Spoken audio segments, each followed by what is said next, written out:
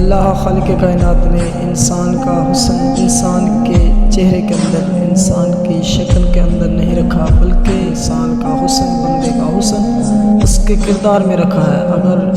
کردار اچھا ہے یہی اس کا حسن ہے۔ شکل و صورت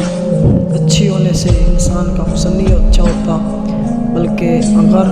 اخلاق اچھا ہو لوگوں کے ساتھ، اللہ کے بندوں کے ساتھ، اللہ کی مخلوق کے ساتھ رویہ اچھا ہے، اس میں احساس ہے اللہ کی مخلوق کا، تو یہی اس کا حسن ہے۔ اچھا چہرہ ہونے سے انسان حسین نہیں ہوتا۔ اگر دیکھ لیں تو کتنے جانور ہیں جو بہت ہی خوبصورت ہیں، اور نہ ہی اچھا کھانے سے انسان کا حسن ہوتا ہے، اچھا کھانے سے انسان اعلیٰ ہوتا ہے، بلکہ کئی جانور آپ دیکھ لیں، مشاہدہ کریں کہ جنہیں اللہ خالق کائنات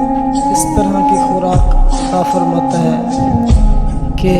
انسان کی سوچ سے بھی بالا تر، انسان سوچ بھی نہیں سکتا کہ وہ کتنی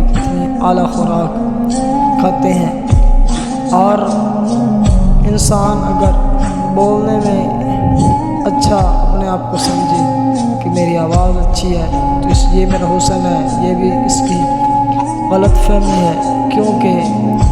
بہت اچھی آوازوں والے، بہت اچھی آوازوں والے پرندے بھی اللہ پاک نے پیدا فرمائے ہیں، جانور بھی پیدا فرمائے ہیں، اور یہ بھی